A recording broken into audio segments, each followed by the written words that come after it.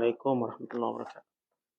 Alhamdulillah, salatu wassalamu ala rasulillah wa ala alihi wa sahbihi wa man sara ala nahjihi istanna bisunnatihi wa ihtada bihadihi ila yaumiddin. Amma ba'du. Qala al-musannifu rahimahullah ta'ala wa nafa'ana Allahu bihi wa bi'ulumihi fid dharain amin. Telah berkata Imamul Allamah Syekh Abdul Qasim Al-Qushairi, semoga Allah Ta'ala merahmatinya dan kita mendapat manfaat serta barakah ilmunya. Hamdun Al-Qassar pernah ditanya tentang tawakal. Dia menjawab, tawakal mempunyai kedudukan yang tinggi yang belum pernah saya capai.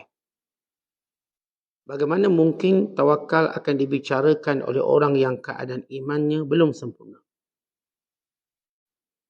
Menurut sebahagian ulama, orang yang bertawakal ibarat anak kecil yang tidak mengerti apa-apa. Dia tinggal hanya berada di tetek susu ibunya. Demikian juga orang yang bertawakal. Dia tidak akan mendapatkan petunjuk kecuali hanya kembali kepada Allah Ta'ala. Sebagian ulama mengatakan, saya pernah berada di daerah padang pasir. Kafilah telah datang. Saya melihat seseorang di depanku. Saya dengan segera menuju orang itu. Tiba-tiba ada seorang perempuan membawa tongkat. Dia berjalan sangat memprihatinkan dan sangat lambat. Saya menduga dia adalah buta. Saya masukkan tanganku ke dalam sakuku dan saya mengeluarkan 20 dirham. Seraya mengatakan, ambillah dan tinggallah di sini sampai kafilah itu datang. Kemudian sewalah kafilah itu. Malam nanti datanglah kepadaku agar saya dapat menyelesaikan urusanmu. Dia menjawab dengan menggunakan isyarat tangannya. Seperti keadaannya di udara, yang menunjukkan ke arah udara. Ternyata di telapak tangannya terdapat beberapa dinar. Dia mengatakan lagi, engkau mengambil beberapa dirham dari saku. Sedangkan saya mengambil beberapa dinar dari Allah SWT. Abu Sulaiman Ad-Darani pernah melihat seorang laki-laki di Mekah. Dia tidak memperoleh apa-apa kecuali setengah air Zam-Zam. Kemudian hari telah berlalu. Suatu hari Abu Sulaiman bertanya kepadanya, apakah engkau tahu bagaimana seandainya Zam-Zam itu berubah? Apa yang kau minum? Lelaki itu berdiri dan menghadapkan kepalanya. Dia menjawab, mudah-mudahan Allah memberikan balasan kebaikan kepadamu yang telah memberikan petunjuk kepadaku. Sesungguhnya, saya adalah orang yang menyembah Zam-Zam selama 3 hari dan itu telah berlalu. Ibrahim Al-Khawas bercerita, di pertengahan jalan Syam, saya melihat seorang pemuda yang baik budi pekerti. Dia bertanya pada saya, apakah kamu mempunyai teman? Saya sedang lapar, jawab saya. Jika engkau lapar, saya juga lapar, jawabnya. Selama 3 hari kami bersama-sama. Setelah itu kami mendapatkan jalan keluar. Mari kita pergi, ajak saya. Saya tidak ingin mengambil jalan tengah. Wahai pemuda, berhati-hatilah. Wahai Ibrahim, janganlah sombong. Sesungguhnya Allah Ta'ala adalah zat yang maha melihat. Apa hakmu dan di mana tawakalmu? Kemudian dia melanjutkan. Saya memperkecil tawakal untuk menghilangkan berbagai kesulitan yang menimpamu. Janganlah kau cela dirimu sendiri kecuali kepada orang yang serba kecukupan. Menurut satu pendapat, yang dimaksudkan tawakal adalah menghilangkan keraguan dan menyerahkan diri kepada Allah SWT. Dalam satu cerita disebutkan, sekelompok orang datang kepada Junaid Al-Baghdadi. Mereka bertanya, di mana kami harus mencari rezeki? Asalkan engkau tahu di mana pun sahaja engkau boleh mencari rezeki. Kami memohon kepada Allah Ta'ala tentang hal itu. Jika kalian mengetahui bahawa Allah Ta'ala melupakanmu, maka ingatlah kepadanya. Kami akan masuk rumah dan akan bertawakal. Cubaan itu adalah kebimbangan. Bagaimana dengan daya upaya? Daya upaya harus ditinggalkan, jawab Junaid. Muslimin dan muslimat, sedang penonton dirahmati Allah sekalian. Al-Imam Al-Qushayri membawa kepada kita bahagian pandangan ulama tentang makna tawakal. Kemudian membawa beberapa buah kisah dalam memberi makna dan erti tawakal yang sebenar. Tawakal ialah satu keadaan kemuncak. Sesudah manusia penat dengan usaha, sehingga ataupun sesudah manusia sudah hilang helahnya, dan sesudah manusia gagal dan berputus asa dengan cara dan juga makhluk-makhluk yang lain, maka datanglah tawakal. Tawakal secara teori kita faham menyerahkan kepada Allah. Itu boleh dituturkan oleh semua orang. Tetapi bila datang kepada realiti yang sebenar, ia umpama orang yang sihat yang berkata, kalau aku sakit, aku akan tahan. Kalau aku susah, aku akan menghadapinya. Tapi tidak sama bila dia benar-benar sakit. Ia tidak berlaku sebagaimana yang dia katakan. Kita kan kadang-kadang waktu kita senang macam ni, kita berkata, kalaulah saya sakit, saya tahan. Kalaulah saya susah, saya akan struggle itu dan ini. Tapi bila pergi pada alam realiti, di situ kita hilang. Hilang punca. Umpama begini, kita membaca sejarah Nabi SAW. Lalu kita berkata, kalaulah kita hidup zaman Rasulullah, kita akan bela Rasulullah SAW. Membela para sahabat bersama dengan kelompok kebenaran. Baik, kita kata sesuatu yang kita belum lalu. Barangkali kalau tiba-tiba kita melaluinya seperti zaman Nabi SAW, maka kita tidak mungkin sekuat macam kita cakap sebelum ini. Akhirnya berlaku sebaliknya. Sama kalau kita tengok orang yang banyak duit, yang sesudah dia berusaha, dia mampu dapat lebih banyak. Dan orang ni mula melihat orang miskin itu malas. Mula melihat orang tak berjaya macam dia itu bodoh. Mula melihat orang yang tak mencapai piawaian seumpamanya lemah. Maka dia bercakap pada posisi dia sekarang senang. Maka Allah takdirkan dia jatuh.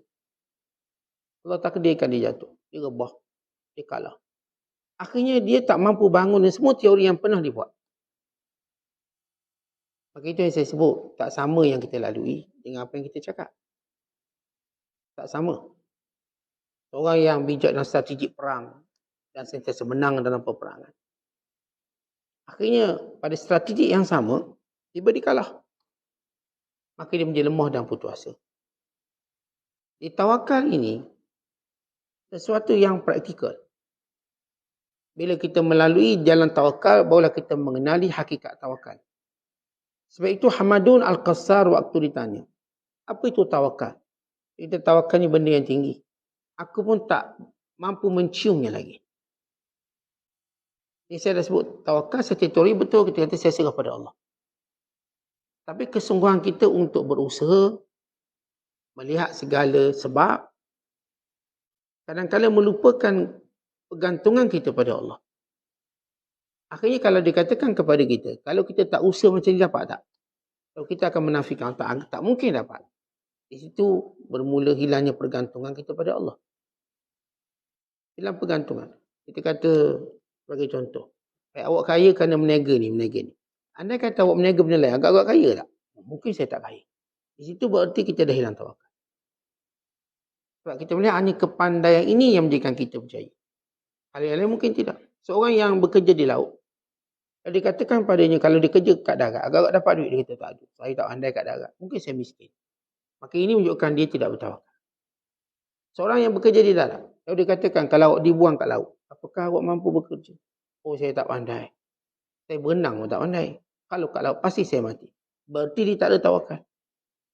Seorang yang duduk kat Malaysia, dan dia berjaya kat Malaysia. Andai kata awak ni dibuang dekat Afrika, agak-agak berjaya. Kat sini lah kita pun ada kabel. Tiba awak kena buang di negara Afrika. Agak-agak awak boleh berjaya tak? Dia mungkin akan kata, saya tak tahu. Atau dia akan terus kata, tak. Afrika tak lah. Sebab apa Afrika budu pun tak ada, macam nak berjaya.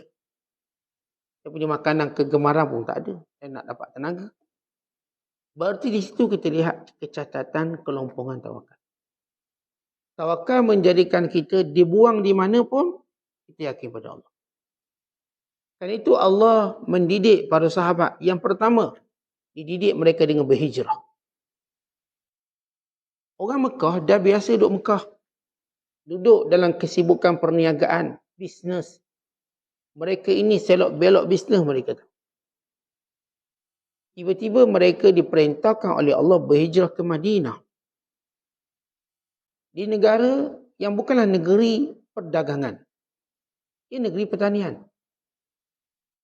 Di negara di mana mereka perlu membina tapak baru. Di negara di mana Yahudi sudah menguasai ekonomi. Di negara yang berlaku peperangan antara dua kabilah yang besar. Berbanding Mekah, aman, ada Kaabah. Maka Allah bersumpah Mekah sebagai negeri aman. Wal baladul amin, dan demi negeri yang aman. Ini Mekah. La uqsimu bihazal balad.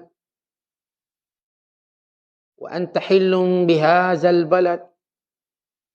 Dan aku bersumpah demi negeri yang aman ini, yang di Mekah. Dan engkau yang tinggal di Mekah, wahai Muhammad. Dan Mekah ni aman. Allah berfirman, man dakhalahu kana amina. Siapa masuk Mekah, maka dia aman. Tiba-tiba sahabat diminta tinggalkan Mekah. Pergi negeri yang perang, Madinah. Yang waktu itu namanya Yathrib. Yathrib memberi maksud busuk. Tak baik. Makna Yathrib itu busuk, yang tak baik. Rasulullah tukar nama tu kepada Madinah Al-Munawwarah. Artinya yang tunduk beragama lagi bercahaya. Atau disebut sebagai kota bercahaya. Madinah daripada perkataan dana yadinu, agama, tunduk. Dan dikenal sebagai Madinatul Nabi. Tuan-tuan, sahabat-sahabat Mekah ni, muhajirin, orang korporat, membesar kat Mekah. Tak pernah Mekah diancam oleh mana-mana peperangan atau sebagainya. Tiba pergi Madinah, yang perang macam-macam, Yahudi pula ada.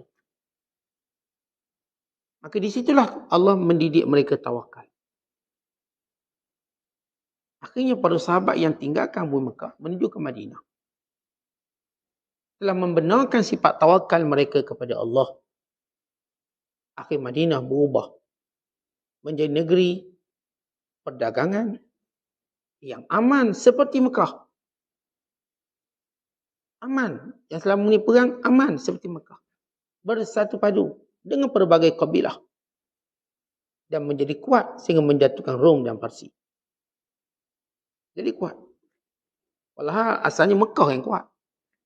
Mekah yang sepatutnya jatuhkan Rom dan Parsi. Tapi Allah pilih Madinah.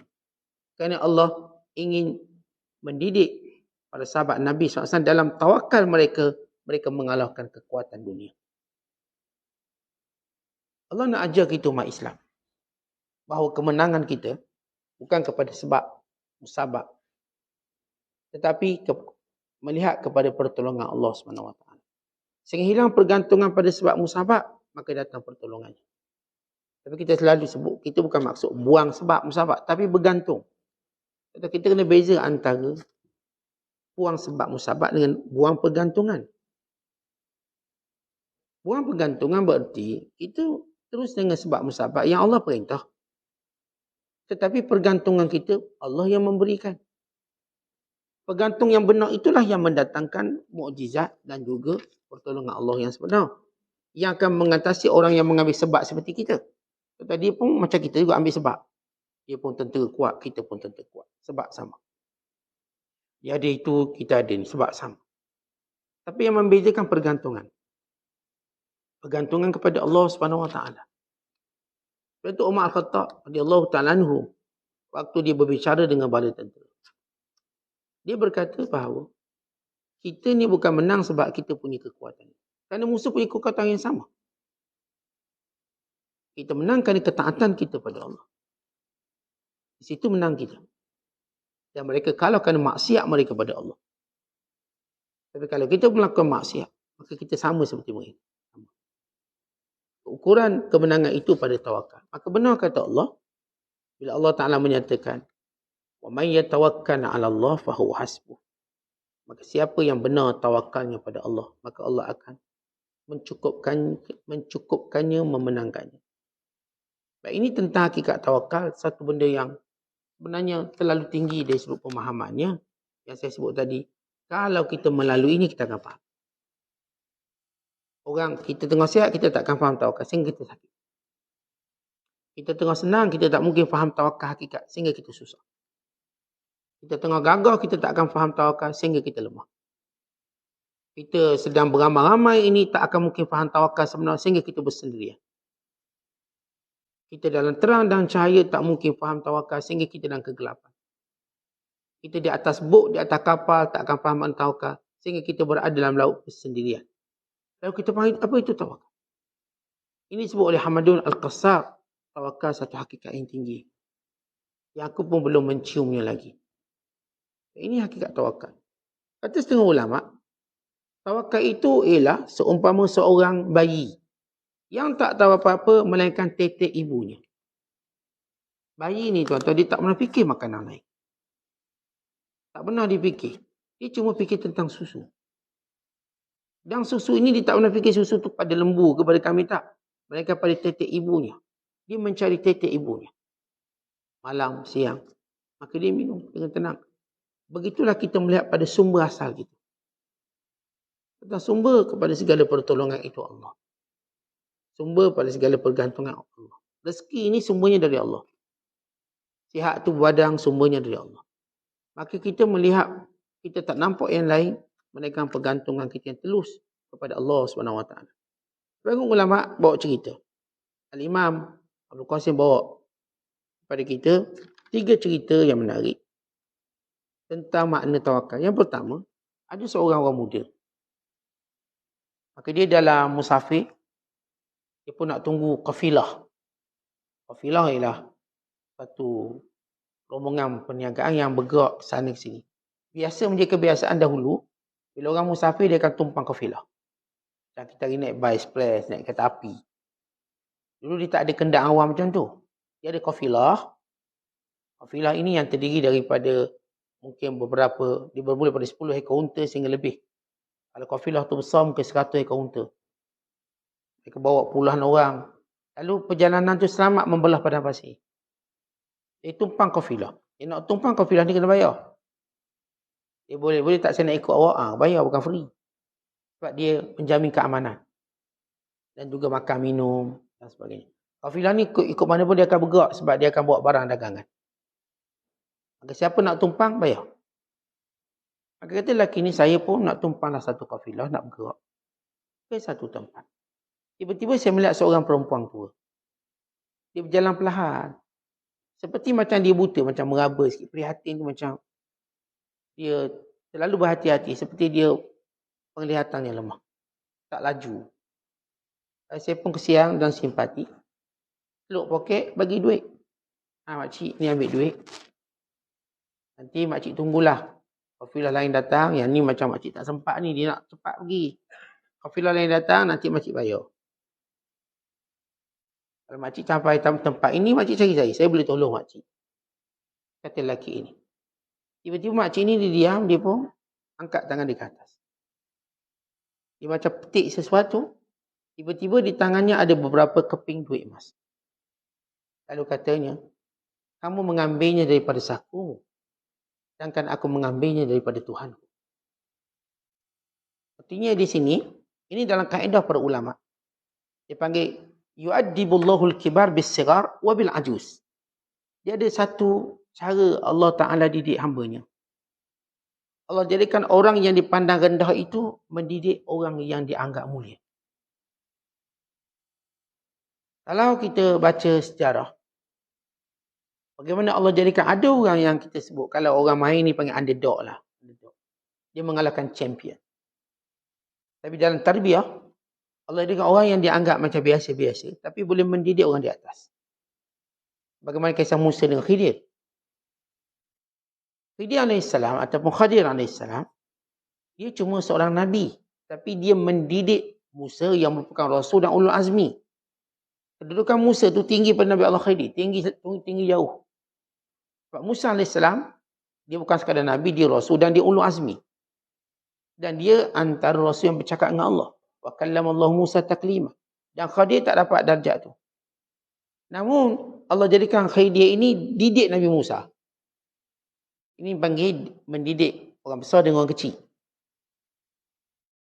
Sama sebagaimana berlaku kepada Umar bin Abdul Aziz. Waktu dia kumpul semua ketua-ketua kampung untuk report keadaan negeri masing-masing. Maka dia mempersilakan cakap. Tiba-tiba ada budak kecil cakap dulu. Lalu kata Umar bin Abdul Aziz, kabir. Orang besar dulu, orang tua dulu. Apa tiba-tiba budak nak bercakap dulu? Sebab ada satu kampung tu, wakil dia budak. Umur 12 tahun. Lain semua wakil orang tua. Tiba dia bercakap dulu. Lalu kata Umar bin Abdul Aziz, kabir. Beri peluang pada orang tua. Kalau kata budak ni, ya Amirul Mukminin. Kalaulah umur tua itu keutamaan, pasti ada orang lebih tua pada Amirul Mukminin untuk jadi khalifah. Umar bin Abdul Aziz waktu menjawab jawatan khalifah, umurnya 39 tahun. Ataupun akhir 30-an.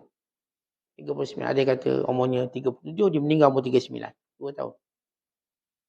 Kalau umur yang tua itu menjadi nilai, maka sepatutnya ada orang lain jadi khalifah bukan Amirul Mukminin. Lalu Umar bin Abdul Aziz terdiam. Kita budak ni bijak. Maka dia kata, teruskan. Budak tu berbicara. Kami datang bukan mengadu, bukan meminta sesuatu. Datang kami untuk bersyukur dengan apa yang telah kami dapat. Itu je.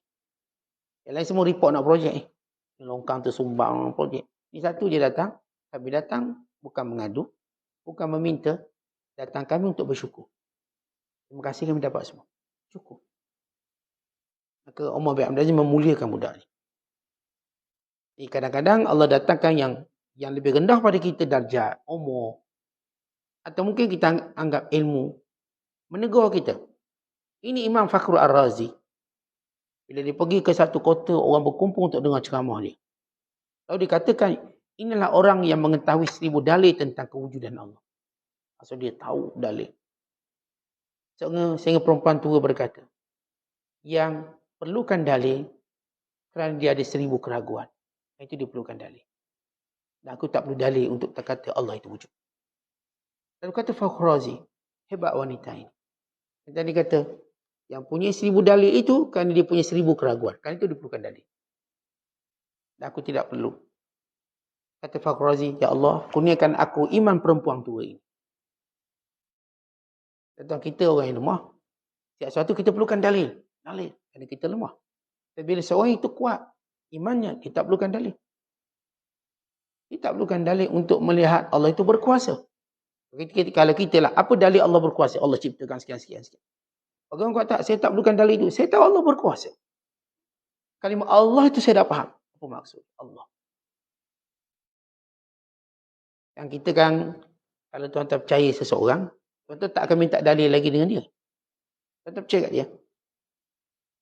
Dia kata, esok kita akan ada pertemuan, jumpaan. Siapa beritahu? Apa dalilnya? Mana buktinya? Kita tak akan tanya. Kita okey, saya datang. Kerana percaya kita tinggi. Kita tak perlukan apa-apa. Kita pergi kedai makan, dia kata okey ni semua RM100. Kita tak minta resit sebab kita percaya. Tapi bila kita mula tak percaya, resit ada resit. Tengok. Boleh tak cek salah satu? Kerana kita mula ragu. Ini pada nahiyah atau pada pandangan wanita ini. Walaupun asasnya memang semua dalam bab agama perlukan pada dalil. Cuma perempuan ini bercakap. Dari sudut, dia menerimanya secara mutlak. Sehingga dia berkata, yang punya 1000 dalil itu mempunyai 1000 keraguan. Kan itu dia perlukan dalil. Dan aku tak perlu. Cukup aku mengetahui Allah berkuasa. Macam contohlah di kalangan orang-orang yang lemah iman. Setiap kali dia bertemu Rasulullah, dia minta mukjizat untuk membuktikan Nabi Muhammad itu Rasul. Tapi orang kuat iman, mereka tak minta mukjizat. Kerana mereka yakin pada kebenaran Nabi SAW. Macam Abu Bakar As-Siddiq. Bila Rasul beritahu dia pergi ke Baitul Maqdis, Abu Bakar kata betul. Ketika Abu Jahal, Abu Lahab minta dalil, mana dalil? Kamu pergi satu malam dah sampai. Abu Bakar percaya kerana Rasulullah itu benar. Dia tak perlukan dalil. Sebab itu dia gelar As-Siddiq yang membenarkan. Dia tak perlu kata cerita sikit. Tak. Kalau Rasulullah cakap macam tu, dia percaya. Kalau Muhammad bercakap di ke langit pun aku percaya. Dan memang pun Nabi ke langit, tapi Nabi tak beritahu yang ke langit tu. Kalau beritahu pergi Baitul Maqdis pun tak berapa percaya. Macam mana nak beritahu ke langit? Tapi Abu Bakar menyatakan, kalau Muhammad yang kata memang benar, dan aku membenarkan kalau dia kata pergi lebih jauh pada itu. Maka dia mendapat gelaran As-Siddiq secara rasmi. Yang membenarkan. Kata orang yang jiwa tawakal, dia akan membenarkan apa yang datang dari Allah. Tanpa ragu-ragu. Kalau kata Allah yang berkuasa, cukup. Dia tak lihat lagi benda lain. Kata Allah pemberi rezeki, dia tak lihat lagi orang lain yang akan bagi tak. Allah yang bagi rezeki. Maka perumpamaannya seperti kanak-kanak kecil tadi. Yang cuma nampak susu ibunya. Dia tak nampak yang lain yang akan mengenyangkan dia. Tapi Allah. Perumpamaan dia. Yang akan mengenyangkan. Kembali kisah wanita ini. Di mana wanita ini pun beritahu didik dia. Engkau mengambil daripada sakumu, aku mengambil daripada Tuhan. Ini dia terjemah dari kesamaran. Bahasa Arab ialah daripada yang gaib dan daripada Allah. Ini kita kadang-kadang dalam hidup. Kita kan ada kabel. Ada kabel. Kita ada batang kabel. Semua benda lah. Yang bila mana kita nak buat sesuatu. Sebab saya kenal orang ni, saya kenal orang ni. Dan kita lupa untuk berkata, Allah yang berikan pada saya. Kita terlupa benda tu. Akan kita lihat kabel yang pernah kita pegang dengannya, yang itulah yang jatuhkan kita. Kalau setiap orang berpegang pada sebab untuk berjaya, maka tiada sebab itu untuk menggagalkan dia. Setiap orang, bila dia mula bergantung pada sebab untuk mendapat suatu perkara, maka dia akan jatuh dengan sebab yang sama. Yang ni, gunakan bomo untuk lariskan perniagaan. Bomo ni, sebab tak percaya ke Tuhan ni. Bomo yang sama yang jatuhkan dia. Ini sama. Gunakan fulang bin fulang untuk naikkan. Orang yang sama yang jatuhkan. Kita tengok dalam dunia politik sebagai contoh. Yang berkumpul naikkan, ini juga berkumpul jatuhkan. Dan itulah dia punya realiti kehidupan dunia. Sesiapa yang melihat pada sebab yang menaikkan, maka dia akan melihat sebab itu menurunkan. Sesiapa yang melihat pada sebab yang mengayakan, sebab itu yang memiskinkan. Sesiapa yang melihat sebab yang menguatkan, sebab itu yang melemahkan. Sesiapa yang melihat sebab membahagiakan, sebab itu yang mendukacitakan. Dia kata, saya kalau kahwin orang ni, saya akan bahagia. Sebab dia, saya akan bahagia. Anak-anak. Akhirnya tak. Yang sebab kahwin orang ni lah dia tak bahagia. Mungkin Fatrah 5 tahun bahagia, 5 tahun berikutnya mula goyang. Mungkin anak-anak kecilnya dia bahagia. Lepas anak dia membesar, maka tidak membahagiakan dia. Kan kita, tuan-tuan, anak-anak waktu kecil, umur bulan, sampailah umur dia sebelum balik, membahagiakan. Tapi bila dia mula masuk alam menengah, itu mula berlaku ujian. Itu mula dah, suara dah tinggi. Mula mungkin gaduh, budak ni makin membesar. Akhirnya tak mesti dia menjadi musuh kita, yang sebelum ini kita dukung dia. Yang sebelum ini bila kita pegang rasa segala kebahagiaan. Hari ini kita tengok muka dia, datang segala huru-hara, datang segala kebencian. Itu ada ayah hala anak. Ada anak hala ayah. Kenapa? Kerana mereka berpusing pada sebab. Itu tanda kita nak belajar. Supaya kita tidak berada dalam kehinaan pada akhir hidup kita. Dan memanglah seorang yang bergantung pada sebab, dia melihat permulaan. Dia melihat kebahagiaan. Tapi pada permulaan, bukan pada kesudahan. Kerana kita semua orang bercakap. Contoh orang-orang awam, dia akan bercakap pada permulaan. Orang-orang khusus, dia akan bercakap tentang kesudahan. Dalam hadis, Nabi SAW menyatakan, Al-ibratu bil khawatim. Inilah sesuatu dengan penutupnya. Contoh ada orang dia mungkin berlari lemah. Tapi penutupnya laju. Ada orang waktu bertinju, round pertama lemah. Macam nak tumbang, macam nak di-KO kan. Round kedua juga begitu. Tapi round terakhir dia bangkit, dia kalahkan. Dia comeback balik, comeback. Kan itu nilainya pada kesudahan. Sebab itu kita nak biar mula, akhir, semuanya baik. Kita nak contoh yang sempurna. Permulaan yang baik dan kesudahan yang baik. Maka letakkan pergantungan pada Allah. Saya didik anak-anak saya. Sebab mereka saya bahagia. Sebab mereka saya berikhtiar, usaha. Tapi saya melihat kepada hakikat lebih tinggi pada itu. Pergantungan saya pada Allah. Pernah kita cerita seorang ulama yang terkenal. Namanya Syekh Abdul Wahab Asy'arani. Alim besar. Tapi dia gagal didik anak. Anak dia malas. Anak dia sini tak nak pergi kuliah. Dia tengok. Dia mampu didik orang lain jadi ulama. Bukan dia ni ada halaqah ilmu dengan jin. Dia punya hebat dia Syekh Abdul Wahab Asy'arani. Ada halaqah ilmu dengan jin. Satu hari tengah dia mengajar. Jin tu rasuk seorang anak murid dia. Kemudian tanya soalan. Jin ni nak tanya soalan. Dia pun rasuk satu. Asyik tidur dalam kuliah baik jin rasuk. Masuk dia. Tu tanya soalan. Syekh, saya tanya satu soalan. Lalu kata Syekh Abdul Wahab Asy'arani. Kenapa kamu rasuk orang? Masuk dalam orang. Keluar. Habis kita orang ada soalan. Kalau kamu ada soalan, kamu kumpulkan kelompok kamu. Dan aku akan datang mengajar kamu. Tak payah nak masuk orang. Ini kezaliman. Jin kalau masuk tubuh orang ini zalim. Apa pun tujuannya. Dia zalim. Dia menceroboh batasan. Umpama orang masuk negara orang tanpa pasport. Kalau kita kalau masuk negara orang tanpa pasport. Kita dalam kategori apa ni? Bahaya. Jin ni kalau dia masuk badan kita. Berarti dia tak guna pasport. Haram. Haram jin masuk tubuh manusia. Haram. Kalau jin ni orang beriman, dia kena tahu benda ni. Haram dia masuk. Kalau dia dengar kuliah kita ni. Haram dia masuk mana-mana tubuh. Apa pun sebab dia. Apa pun alasan dia. Kerana itu sempadan dia. Itu sempadan. Dia kena duduk kat luar. Kalau dia masuk, maka kita boleh guna apa pun cara untuk halau dia keluar. Dan semua, kalau kita tengok sejarah, jin ni, kalau dia masuk badan manusia, dia cari penyakit. Dia macam kita tengok buaya, harimau. Kalau dia mula makan manusia, cari penyakit. Orang akan cari dia sampai lubang cacing. Buaya ni orang cari, harimau pun orang cari. Dia tak boleh hidup bahagia lah. Macam cacing pun sama. Once dia masuk badan orang, dia zalim, dia tak mungkin hidup bahagia. Jin ni. Maka Abdul Wahab Asy'arani ni, dia ada kelas dengan jin. Dan dia ada kitab soal jawab dengan jin. Tapi masalahnya anak dia tak macam dia. Tetapi yang paling kecewa, kalau kita tengok anak kita tak ikut jejak kita. Kita bagus, kita sekarang talented, gifted. Anak wanted, masalah. Kita semua ada kelebihan, anak kita masalah. Maka apa yang dibuat oleh Syekh Abdul Wahab Asy'arani? Dia bukan ulama yang tidak bertawakal, tapi dia mengemaskinikan tawakal. Sebab Allah Ta'ala kadang-kala kita dah bagus, tapi Allah nak upgrade kita lebih bagus.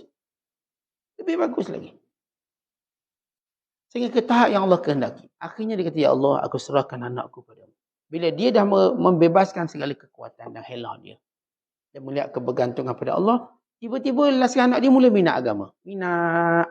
Akhirnya ganti dia. Satu yang dia tak sangka. Itulah dia lurus. Penting lurus dan tawakal. Lurus dan tawakal kita.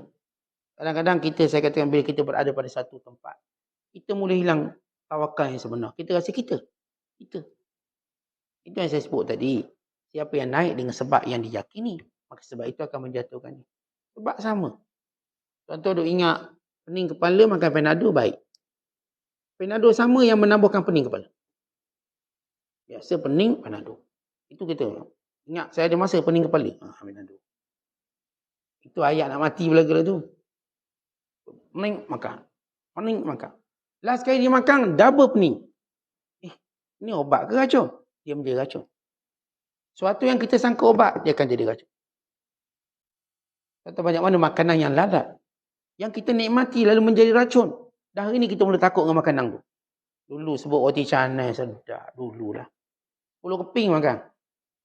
15 keping. Hari ni tengok Cina trauma tu. Jangan. Ini masuk ICU terus ni. Sebab yang sama yang kita rasa sedap. Dulu kalau sebut ni, minum air manis sedapnya. Dulu, sekarang tengok takut. Tetapi itu namanya sebab-sebab. Kerana itu kita orang beriman. Kita boleh mengambil sebab, tetapi haram bergantung dengan sebab. Boleh mengambil sebab. Mengambil sebab itu sunnah Nabi. Meninggalkannya berarti meninggalkan sunnah Nabi. Tetapi bergantung dengan sebab merosakkan akidah yang suci. Gantung. Contoh kita kalau pergi Mekah, tengok mutawif. Mutawif ni lah yang akan tolong saya ni.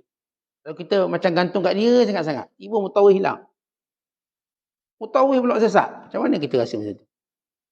Contoh yang biasa pergi umrah. Duduk agak kita ni tak tahu jalan Mekah ni. Mutawif pandai belaka pagar. Tiba kita dapat dengar berita mutawif sesat. Orang pakat cari mutawif. Ya, bagaimana Allah ubah sekejap. Supaya kita melihat mereka cuma sekadar sebab biasa yang Allah suruh kita. Hakikatnya Allah yang jaga kita. Allah yang jaga kita waktu kita kat Mekah. Allah yang jaga kita waktu kita kat Malaysia. Kat mana-mana Allah jaga. Zahir nampak ayah kita. Zahir nampak mak. Zahir nampak kawan-kawan, bodyguard, hakikatnya Allah. Itu yang bergantung pada bodyguard. Bodyguard bunuh dia. Gantung bodyguard. Akhirnya bodyguard tembak dia. Mati. Maka bergantunglah kepada Allah Ta'ala. Yang talinya takkan putus. Dan bila bergantung pada manusia, kita bergantung pada benda yang lemah. Kita bersandar pada benda yang akan pecah, yang akan hancur. Ini hakikat kebergantungan. Cerita yang kedua, Abu Sulaiman Darani, seorang ulama yang meninggal tahun 215 Hijriah. Dia tengok ada seorang lelaki kat Mekah. Lelaki ni tak makan apa-apa melainkan minum air Zam-Zam. Dengan minum air Zam-Zam dia pun kuat. Maka Sulaiman Darani tengok dia terlalu passionate dia pada air Zam-Zam. Kuat sangat. Lalu ditanya satu soalan. Bagaimana kalau tak ada air Zam-Zam? Bagaimana kalau tak ada air Zam-Zam atau air Zam-Zam dah berubah? Sama dia kata, ni bagus Zam-Zam, bagus. Bagaimana kalau tak ada air? Seketika dia termenung dan berkata, terima kasih kerana menegur aku. Kerana aku pun selama 3 hari lepas, aku sedang menyembah Zam-Zam. Maksud dia tuan-tuan, bukan disembah tu, tak. Maksudnya kebergantungan itu seperti seorang tu menyembah. Seperti, bukan maksud menyembah. Ini, ayat ni berkait dengan bila orang nak upgrade akidah. Macam, kalau kita belajar tauhid, mereka akan selalu cakap ayat ni. Kita jangan menyembah sebab. Kita benda ni jangan menyembah ni. Kerana mempertuhankan sebab tak boleh. Kemudian Allah sebut dalam Quran. Afara'aita man ittakhadha ilahahu hawah wa adallahu Allahu ana'in.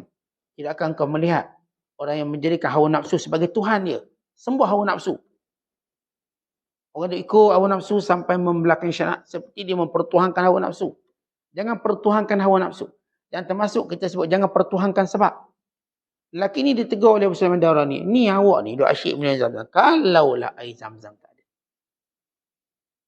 Tuan-tuan kita tawaf di Kaabah. Cium Hajar Aswad. Kenapa? Kerana itu perintah Allah. Tapi kalaulah Kaabah tu tak ada. Macam mana? Kita tetap tawaf. Walaupun tak ada. Kerana itu perintah Allah.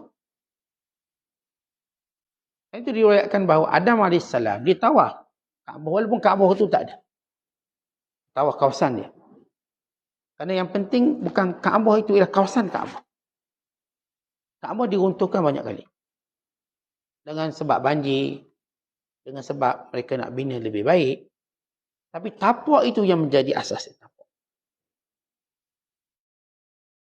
Kalau sekiranya Kaabah tak ada, apakah kita tak ada kiblat? Kiblat tetap ada. Tetap.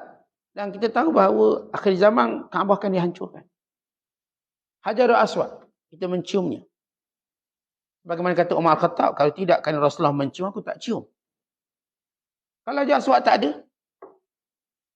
apakah menjadi satu, kita katakan, hilang kesempurnaan ibadat? Jawapannya tidak. Hajarul Aswad pernah dibuat lagi berpuluh tahun lamanya. Sehingga orang tawaf tanpa Hajarul Aswad. Kata Hajar Aswad dulu batu besar. Sekarang cuma ada 7 batu yang kecil. Yang diframekan dengan perak. Kita bila cium tu tak sempat tengok. Sebab nak cium pun payah. Kalau kita tengok kecil-kecil, kita boleh zoom kan kecil. Kalau tak ada, macam mana? Umat Islam kekal dengan nilai ibadatnya. Bukan kepada nilai sebabnya. Kerana sebab-sebab itu akan hilang. Artinya, saya kata Kaabah tu boleh hilang. Dan Hajar Aswad juga boleh hilang. Dan sejarah dah tunjuk. Tapi kita kekal dalam ibadat pada Allah macam Allah perintah. Sama je kita. Kalau Kaabah tu andai kata tak ada, ibadat kita sama. Arahnya sama. Tak akan berubah. Andai kata Kaabah tu diubah tempat lain, contohlah. Dia tidak akan berlaku insya-Allah. Ubah tempat lain. Apakah kita akan menghadap Kaabah di tempat lain? Tak. Tetap di situ. Kan asalnya di situ. Asas. Yang saya dah sebut, Kaabah pernah runtuh, pernah roboh. Tapi dia kekal di situ. Dia secara perintah Allah SWT. Okay, di sini kita bercakap tentang sebab. Walaupun benda tu dikatakan bagus dan sebagainya. Tapi kita melihat pada hakikat. Macam Ibrahim AS. Datang malaikat offer pertolongan. Kita minta malaikat tolong, tak salah. Apakah syirik? Tidak. Tapi Ibrahim melihat nilai paling tinggi dalam tawakal. Dia kata, wahai Jibril, minta tolong kamu tak nak, minta tolong Allah. Ya. Ya, bagaimana taslim atau tawakal Nabi Allah Ibrahim. Itu hakikat dia. Kisah yang ketiga, Ibrahim bin Khawas yang meninggal tahun 291 Hijriah. Dia dalam perjalanan menuju ke Syam. Kata dulu kalau sebut jalan, mesti melalui padang pasir. Dan pada padang pasir itu, banyaklah berkemungkinan keselamatan, lapar, kurang air. Dulu, sekarang tak adalah cerita nak rentah padang pasir. Dan kita jalan penuh arena. Banyak sembaik. Ni kita cerita dulu. Sebutnya nak jalan ke Mekah, wajib rentas padang pasir. Tak ada helah lain. Bukan ada kat udara. Lalu dapat padang pasir. Macam dulu kita nak ke Mekah, wajib lalu ke laut. Dah apa-apa berlaku laut kita pun tak tahu. Sampai mati pun buang ke laut, mayat. Tuan-tuan tanya pengalaman orang yang pergi Mekah ke laut. Yang makan masa mungkin 2 minggu pergi, 2 minggu. Mungkin bulan, tengok jenis kapal lah. Bot besar mana. Ada sekitar tahun 60-an. Mereka gunakan kapal lebih besar yang mungkin tempohnya 2 minggu sampai Mekah. 2 minggu pergi, 2 minggu balik. Tapi kalau kapal lama pakai layar tu, mungkin bulan. Pulang sampai. Balik pula sebulan. Atau mungkin 2-3 bulan bila patah layar. Dan sebagainya. Sama ada mengentasi laut atau mengentasi padang pasir. Itu wajib. Dulu. Ini kita naik kapal terbang 8 jam sampai. Sambil makan-makan, sambil main video game kadang-kadang. Budak-budak. Sambil tengok TV. Sampai. Dulu. Realitinya begitu. Maka Ibrahim Khawas, dia pun nak pergi ke satu tempat. Tiba-tiba dia tengok seorang pemuda nampak baik. Pemuda ni kata, as-suhbah, boleh tak saya teman? Boleh tak saya join? Lalu kata Ibrahim Khawas, tapi kalau saya lapar, macam mana? Saya tak janji, awak nak ikut saya tak jamin ada makanan, memang tak jamin. Lalu kata pemuda ini, kalau kamu lapar, saya lapar. Jadi saya tak desak, saya cuma nak berteman. Lalu mereka melalui padang pasir. Di sini diterjemuh 3 hari, dalam naskah asal sebut 4 hari. Wa baqina arba'ata ayyam bila ta'am. Kami kekal selama 4 hari tanpa jumpa lagi sumber makanan. Tiba-tiba, ni kita nak betulkan sikit terjemahan. Sampai ke satu tempat, futiha alaina, dia berikan kepada kami kelapangan. Rezeki ada, mula ada kelapangan. Mula-mula lalu pada pasir itu susahlah. 4 hari nampak kelapangan. Maka Ibrahim Khawas berkata pada pemuda ini, halumma, jom kita ambil kemudahan ini. Makan, kita minum. Lalu pemuda ini kata tak. Saya tak nak makan lagi. Saya tak nak. Saya tidak mahu menghilangkan tawakal daripada awal saya. Tak nak hilangkan. Kata apa yang berlaku? Lalu kata Ibrahim Khawas, awak ni laqad daqqaqta. Kamu ni macam ekstrim sangat makna tawakal ni. Ekstrim. Kamu ni terlalu over sangat dalam makna. Lalu pemuda ni pun tegur Ibrahim. Wahai Ibrahim, jangan mula sombong. Daripada awal kita berjalan, kita redha dengan lapar. Maka kita perlu kekal seumpama redha sampai kita jumpa destinasi kita. Mungkin dalam perjalanan Allah uji kita. Mula ada kemudahan. Sehingga kita mula bergantung pada benda ni. maka hilanglah kebenaran dalam makna tawakal kita. Dan kalau perlu kita ambil, cukup kita mengambil secara kecukupan. Tidak kita ada sifat tamak untuk lebih. Ini terjemah ni payah saya nak islah, nak baiki dia. Tapi itu maksud dia. Bila Ibrahim Al-Khawas dah lalu 4 hari, tiba-tiba pada hari keempat, ada makanannya, ya, ada jumpa orang, ada makan sebagainya. Maka beliau mula ingin menikmatinya. 4 hari tak makan, setakat minum air, air je badan basih. Makanan tak ada, tak jumpa. Sekarang dah jumpa. Ni orang offer makan sekian-sekian. Lalu kata lelaki ni, saya nak teruskan tawakal saya. Saya tak nak.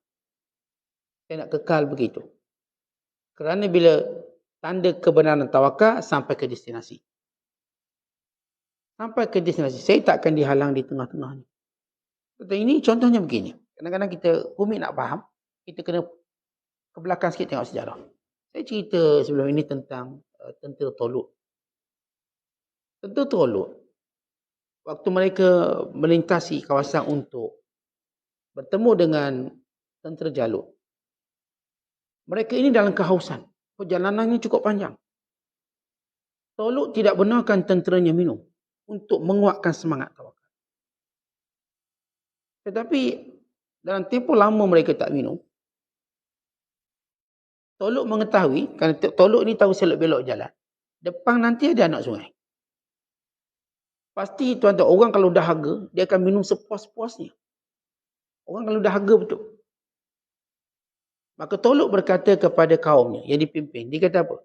Innallaha mubtaliikum binahar. Faman syariba minhu falaysa minni.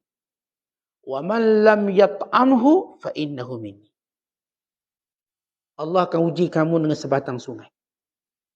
Kalau kamu minum, kamu tak mampu lagi ikut aku.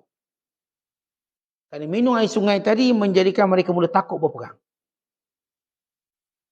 Mereka mula cintakan balik dunia. Kata Talut, kalau kamu minum air ni, kamu tak mampu lagi ikut aku. Sama ada kamu kekal apa bersama aku. Illa man ightarafa ghurfatan biyadi. Melainkan kalau kamu nak ambil sikit je, sekadar membasahkan tekuk. Maka tentera Talut dah melalui banyak penapisan. Penapisan berikutnya, penapisan pertama ialah jarak.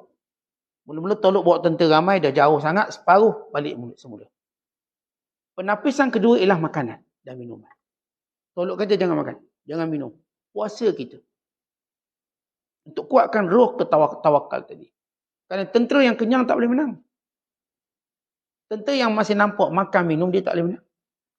Tak tahu orang kalau jadi tentera, dia punya objektif nampak musuh. Dia tak nampak lagi makan minum. Macam tuan-tuan belajarlah. Kita nak belajar cemerlang, kita tak boleh tengok makanan. Kita study sampai habis.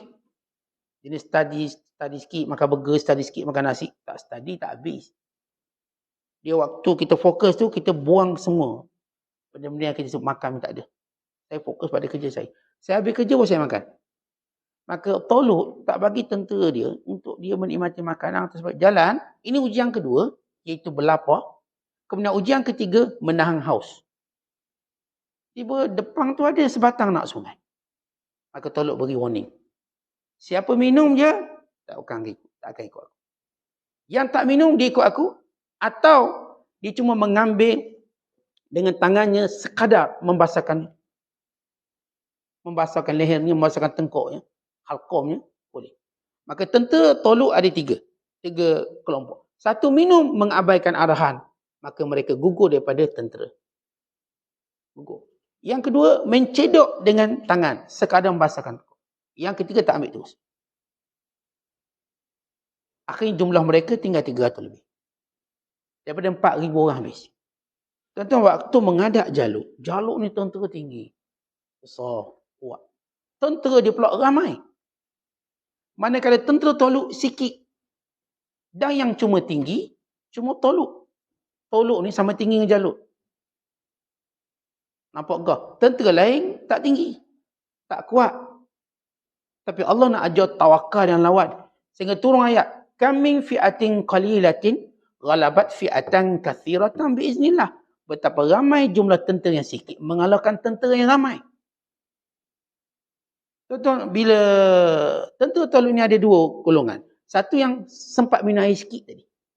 Yang satu lagi tak minum terus. Contoh yang minum air sikit pun, waktu dia menghadap, datang rasa takut. Lalu mereka berkata, kami tak menang hari ini. Dalam dia ramai, gagah. Dia minum juga air sikit. Bayangkan yang minum banyak tu, itu dah itu lah. Minum sikit pun dah datang ragu-ragu. Tapi yang tak minum kata apa? Yang tak minum kata, dia yakin kita boleh minum. Lalu mereka berkata, kam min fi'atin qalilatin ghalabat fi'atan katsiratan biiznillah. Wallahu ma'as sabirin. Betapa banyak kumpulan yang sedikit pernah mengalahkan kumpulan yang banyak dengan izin Allah. Dan Allah bersama dengan orang yang sabar. Lalu mereka kukuh kuat dan mereka dah penyebab kemenangan. Dan sama yang berlaku di Gaza. Ini tentera Yahudi, jumlah tentera mereka semua yang nak masuk ke Gaza. Kalau kita dengar berita, ambil tentera simpanan 300,000. Tentera dah ada 169,000, hampir setengah juta. Yang akan masuk melalui utara Gaza. Sedangkan orang Islam Palestin yang benar berperang tentera, mungkin tak sampai 20,000. Mungkin. Tapi Allah dah sebut ayat ni. Betapa ramai kelompok yang kecil mengalahkan kelompok yang ramai. Dengan izin Allah. Bila benar tawakal. Dan tarbiyah tentera hamailah, jangan makan. Jangan minum. Dan itu telah orang Yahudi kata, oh, kita sekat makan, kita sekat minum. Mereka menyangka itu akan lemah. Saya dengar seorang bekas jeneral Israel berkata, kita akan buat kedua kaedah untuk lemahkan tentera Islam. Pertama, kita potong semua bekalan makanan, minuman, elektrik. Sehingga mereka lemah. Mereka lupa cerita tentera Toluk yang pernah mereka lalui dalam sejarah nenek moyang mereka. Tentera yang lemah makanan, inilah yang akan kuat. Kemudian yang kedua, kita akan serang udara habis-habisan sampai hancur. Yang mereka tak ada kekuatan, barulah kita masuk tentera darat. Ini cara dia. Mereka akan masuk melalui utara. Dan utara itulah sempadan antara negara haram Israel dengan Palestin. Mereka tak boleh masuk selatan, kerana selatan itu kawasan Rafah, Mesir dan Palestin. Walaupun kita tahu mereka cakap macam itu, tapi mereka ada helah lain. Dan orang Islam tahu helah dia. Kata kami akan masuk, sekarang cuaca tak berelok. Kalau terbang kami tak terbang dengan baik, kami akan masuk berapa hari. Lepas tunda. Dan dunia mematikan, dia takut nak masuk. Dia takut. Ini tentera Islam. Juru cakap pada Saraya Quds, iaitu jihad Islami, Abu Hamzah. Sila datang, selamat datang ke neraka. Mereka. Selamat datang ke neraka. Ini Abu Ubaidah. Kami sudah sila masuk. Tasrihat, ucapan tu menjadikan Israel nampak kerdil di hadapan masyarakat umum. Kerana golongan ini kata sila masuk. Sampai sekarang mereka tangguh masuk. Mereka masih belum confident. Allah cerita tentang Toluk. Dan kisah ini ialah kisah kemenangan. Jumlah yang sedikit mengalahkan jumlah yang banyak. Jumlah yang diajar dengan sabar oleh Allah. Sehingga benar tawakal. Jadi kalau tuan-tuan baca kisah tentera Toluk, tuan-tuan jumpa kisah ni. Mereka tak makan, mereka tak minum. Untuk benarkan tawakal. Ini yang saya nak bawa kisah bila Abu Qasim kisahkan tentang Ibrahim Khawas dengan seorang pemuda. Kita nak pergi satu tempat, tiba-tiba tengah tu ada makanan. Lalu kata pemuda, bukankah kita sudah berniat untuk bertawakal? Dan bila datang ujian ini, kita kalau nak ambil pun sekadar sikit, kita kena teruskan. Budak ni orang muda, dia mendidik Ibrahim Khawas yang orang yang otai dan kesufian. Itu yang kita sebut tentang tadi. Kadang-kadang Allah hantar orang yang kecil, orang muda untuk didik orang tua. Bukan kerana mereka tu tak pandai, untuk angkat lagi darjat. Angkat. Kata kita kan, cara beragama kita orang awam ni, kita pun puasa lah Isnin Khamis. Orang awam. Kami. Kita pun kadang-kadang berbuka. Carilah sebab boleh berbuka. Ada sebab boleh buka. Buka-buka. Itu biasa, kita tak ada masalah apa. Itu secara syariah okey. Tapi bila orang tu, bila berada pada satu posisi dekat dengan Allah, dia bukan cari sebab untuk membatalkan ibadat. Dia cari sebab untuk menguatkan ibadat. Dia mencari sebab. Kita orang awam, kita cari sebab apa yang boleh melonggarkan ibadat. Maka segala sebab ini kita akan cari. Dan kita gembira dengan sebab itu. Sakit, Sebab tu kalau kita ada alasan kuat kan seronok. Kenapa tak pergi kuliah? Oh, ada urusan sikit. Kan seronok alasan kuat. Nampak kuat. Sebab saya ni, tak tahu saya jaga bini sakit. Orang tak boleh arguing hujah itu. Benar. Kita pun tenang jawab dengan lajunya. Sebab alasan tu kita tahu. Tak ada orang boleh batalkan alasan. Ni kalau kita datang lambat kerja. Orang tanya, kenapa lambat? Saya panci. Alasan tu kuat. Bos tak kata apa. Ada alasan tak kuat. Jalan jam tak kuat. Awak dah tahu jalan jam yang keluar lambat kenapa? Tapi kalau sebut tayar pancing. Lambat ke cepat pun tayar pancing. Nak cakap apa? Bos pun pasti consider. Tapi kalau orang kuat, orang benar-benar kuat, dia tak pernah gembira dengan alasan ni. Dia tak akan gembira. Sebab dia tahu yang ruginya dia. Kata kita kalau tinggalkan ibadat, yang ruginya kita dengan kesempatan yang Allah beri pada kita kat dunia ni. Kalau tuan-tuan tu beri alasan untuk dismiss, untuk gugur dalam buat kebaikan, yang ruginya kita. Orang tolong tanya tu ialah orang yang Allah gerakkan hati dia untuk bantu agama kita. Supaya kita tahu ada orang prihatin dengan turunnya agama kita. Tapi kalau kita dah tak jumpa orang prihatin ini, agama kita dalam bahaya. Ada seorang tu dia kata, saya lebih suka jiran kafir daripada jiran Muslim. Ada orang tanya kenapa? Sebab kalau saya tak pergi solat Jumaat, dia orang tak tanya. Kalau jiran Islam tanya, tak pergi solat Jumaat? Tanya. Tak puasa Tanya. Tak pergi masjid? Tanya. Dia tak tahu tanya, itulah cara Allah menegur dia. Untuk kuatkan agama. Akhirnya dia pilih jiran dia biar orang kafir. Dia pakai seluar pendek sama dengan acong pun tak apa. Dia tak semayang pun tak apa. Jiran tak tanya, bagus jiran ni. Tuan dia tak tahu ruginya dia. Kita ni, kalau tak ada orang prihatin dengan agama kita, kita sudah kehilangan teguran Allah pada kita. Kalau tuan-tuan masih sekeliling tuan-tuan, orang yang tegur agama tuan-tuan, tuan-tuan masih mendapat teguran Allah. Masa orang tanya, awak ni lama tak nampak Jumaat? Bagus. Awak ni lama saya tak tengok duduk kat sini. Lama saya tak tengok awak buat macam ni. Ini teguran Allah. Tapi bila teguran ni dah tak wujud. Tuan-tuan dah tak dengar orang tegur. Tidak daripada mulut guru kita, tidak daripada mulut kawan-kawan kita. Berarti agama kita tengah turun sekarang. Turun. Dan dia terus akan turun. Bila kita turun, tuan-tuan, kita mula bertemu balik kawan-kawan yang kita tinggalkan. Ulama kata, kita bila mula nak berubah, kita akan hilang 90% kawan kita. Tinggal 10%. Kalau tuan-tuan mula nak berubah, tuan-tuan upgrade diri. Bila tuan-tuan upgrade diri, yang kawan yang dah lara-lara, dia tertinggal ke belakang. Mungkin tinggal 10% yang boleh bersama tuan-tuan. Sama juga bila tuan-tuan boleh downgrade balik, tuan-tuan hilang pula 90% kawan baik. Turun kepada bawah pula. Kita pergi pada tempat asal kita. Jadi bila kita nak kuatkan agama, maka kita fokus kepada tujuan kita.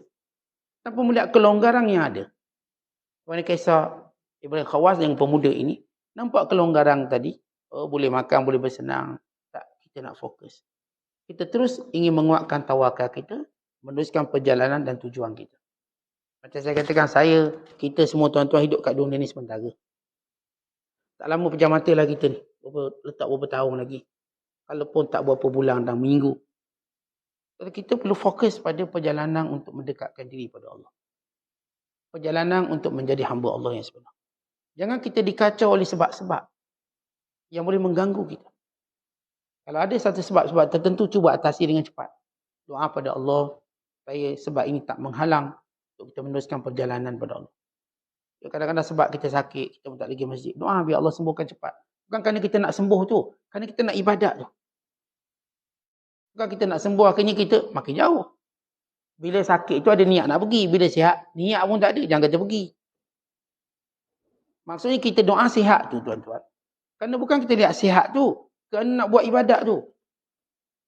Nak buat ibadat tu. Tapi kalau sihat tak buat, baik dia sakit. Paling kurang kalaupun saya tak buat ibadat, saya ada niat nak buat. Kalau saya sihat, saya pasti akan ke sini yang baik-baik. Ini kita kena fokus dalam tawakal kita, perjalanan kita menuju Allah Subhanahu Wa Taala. Wallahu a'lam bishawab. Assalamualaikum.